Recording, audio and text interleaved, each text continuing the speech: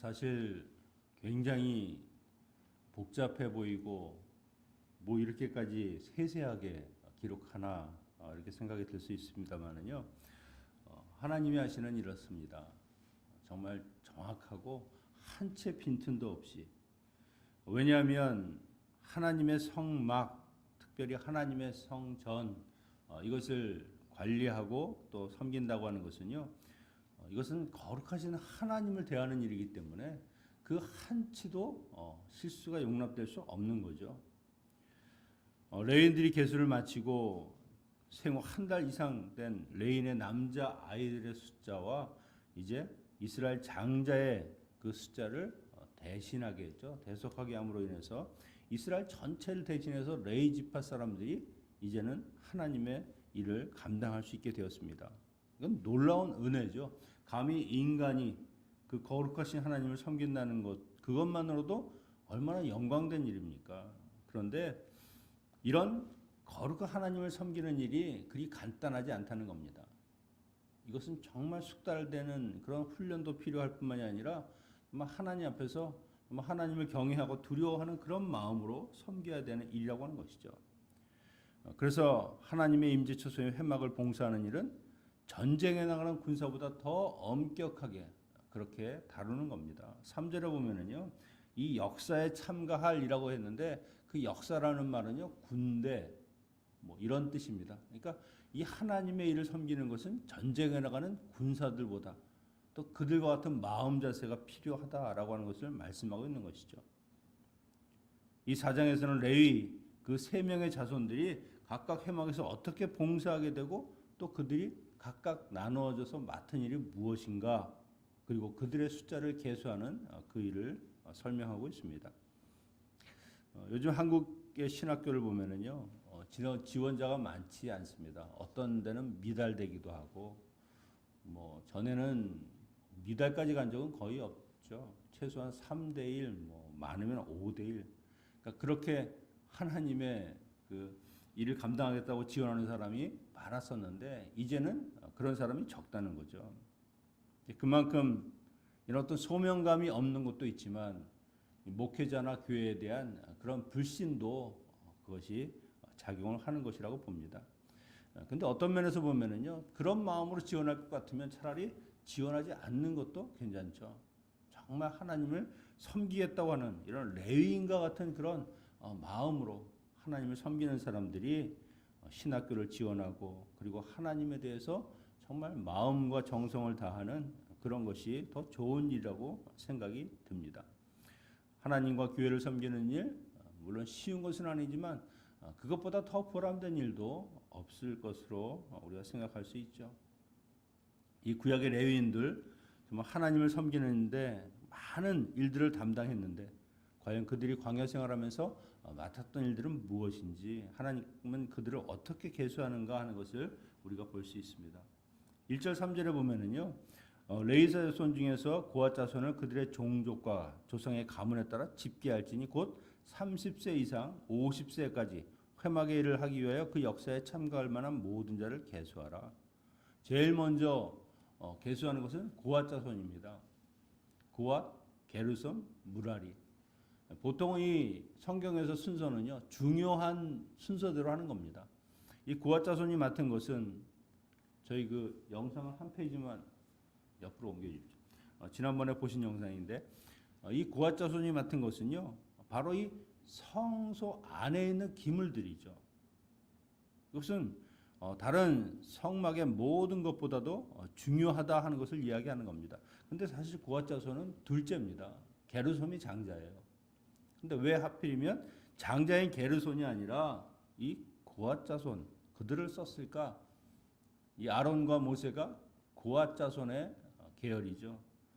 이 아론과 제사장들과 밀접하게 일할 수 있는 역할은요, 사실은 성소 안의 기물을 담당하는 겁니다.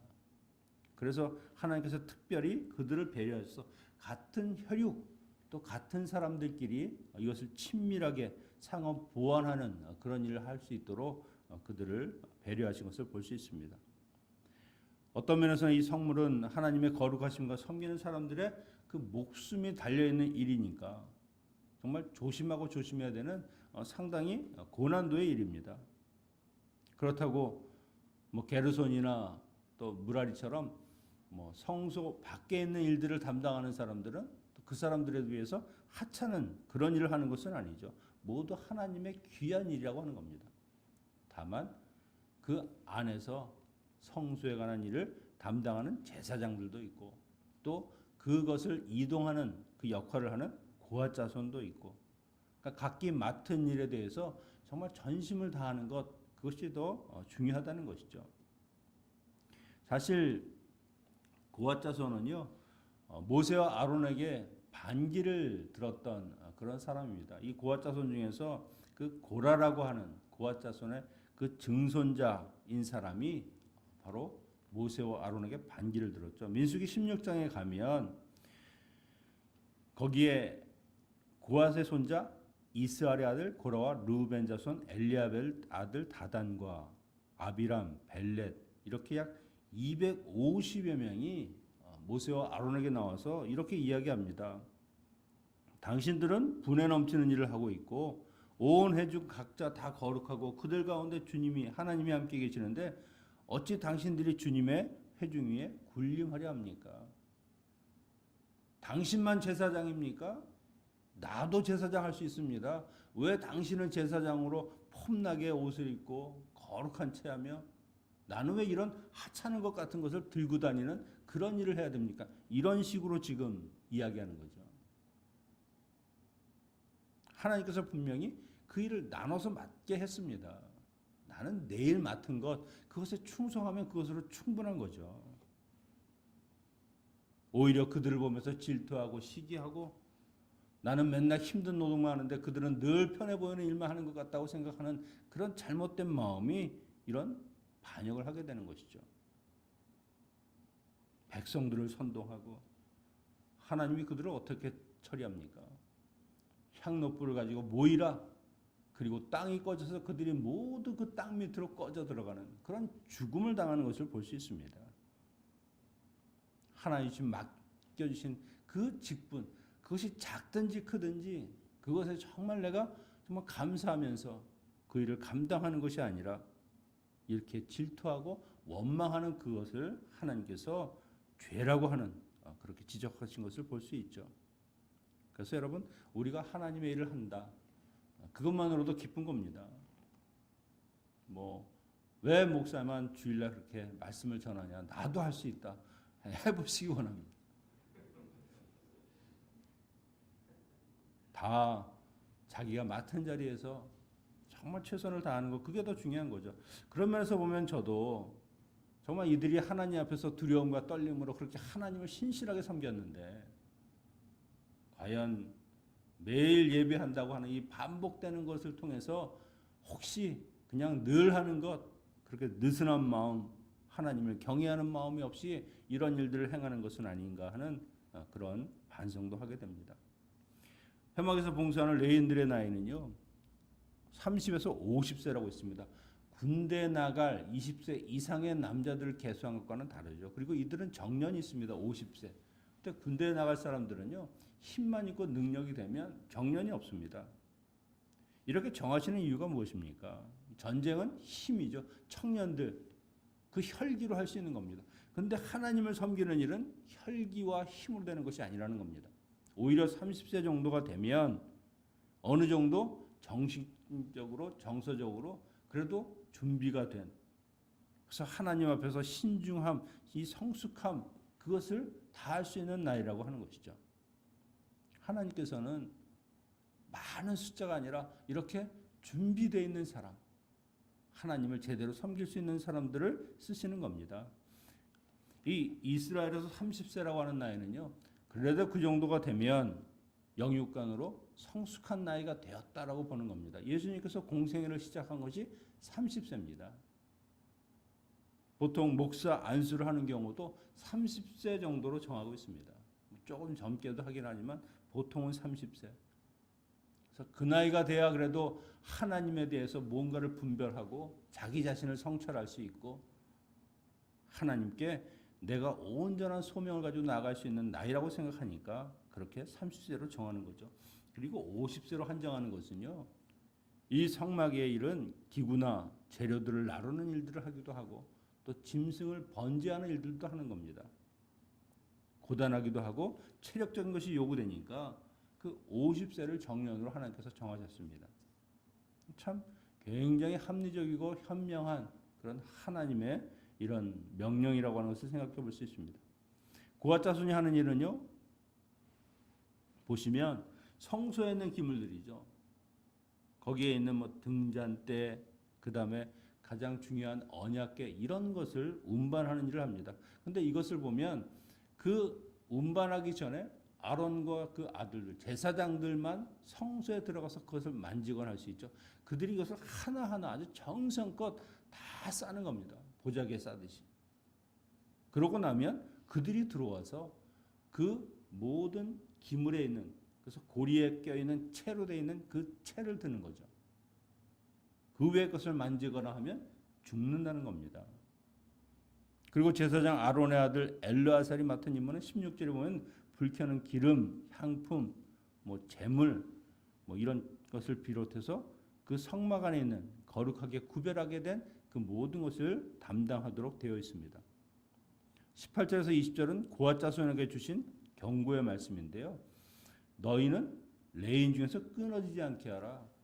그러니까 성소 안에 있는 것들을 쳐다보거나 이 기물을 혹시 들여다보거나 만지는 것을 금하신 겁니다. 왜 이렇게 금하십니까? 하나님은 거룩하신 분이시죠. 특별히 하나님께 제사를 지내고 하나님의 그 모든 일을 담당하는 그 기물들은 그것 자체도 거룩한 겁니다. 인간의 그 죄악된 그런 손으로 제사장처럼 하나님께서 인정하시고 그들을 기름 부어 세운 그 사람들이 아닌 사람들이 그것을 만짐으로 인해서 하나님의 거룩함이 훼손되는 일을 하지 못하게 하는 것이죠. 그리고 그러므로 인해서 그들이 죽음을 당하는, 목숨을 잃는 일이 없도록 그렇게 경고하시는 겁니다. 우사라고 하는 사람이 다윗이 그 언약궤를 옮길 때 수레에다가 실어서 옮기다가 이 수레가 흔들리니까 혹시나 이것이 쓰러질까 해서 언약궤를 만지다가 죽은 일이 있습니다. 하나님께서 분명히 이것은 제사장들의 어깨에 매라라고 말씀하신 그 말씀을 어긴 거죠. 하나님의 방법, 하나님이 원하시는 대로 그렇게 순종하고 섬기는 것, 그것이 필요하다는 겁니다. 너희의 방식, 너희의 방법, 그거 아니다. 내가 원하는 대로 하라는 거죠. 고앗 자손도 너희가 설마 하다가 죽는 일을 조심해라. 그렇게 경고하시는 것이죠. 21절에서 28절은요. 레위의 장남인 게르손 자손, 그들이 성막에서 봉사하는 내용입니다. 보시면 그들이 하는 일은 왼쪽에 있는 빨간색으로 된 주로 이 휘장들, 이런 회막들, 이런 것을 담당하는 거죠. 성전의 천들, 회막, 그 다음에 그것에 사용한 줄들, 문장들. 이것은 짐을 그 수레로 옮길 수 있습니다. 꼭 매야 되는 것은 아니죠. 그 밖에 일은 아론과 그 아들들의 지시를 받아야 하고 제사장 그리고 이다말의 감독 아래 이 임무를 수행하는 겁니다. 29절에 33절은요. 이 무라리 자손들, 이것은 보시면 주로 성막 외부에 있는 그런 가리개나 이런 뭐 말뚝이나 기둥들 이런 것을 담당하는 겁니다. 이 또한 수레를 사용할 수 있습니다.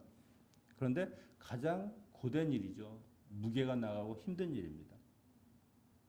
그것도 역시 이다말의 감독을 받아서 할 수 있고, 이런 자세한 내용들 어찌 보면 너무 자세하지 않는가라고 이야기할 수 있는지 모르지만, 여러분 이 광야를 지나면서 이 성막 이동은요 계속해서 있을 일입니다. 반복될 일입니다.